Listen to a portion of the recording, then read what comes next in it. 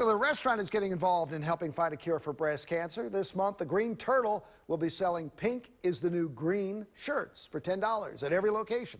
$5 from every shirt sold will go to support Susan G. Komen Race for the Cure. The Greene Turtle hopes to raise more than $30,000 for the race in 7 different markets. And another reminder, ABC2 is your station for the Susan G. Komen Race for the Cure. We'll be live this Sunday morning in Hunt Valley. Love to see you out there with us. There is still time to register. Head to abc2news.com/Komen for more.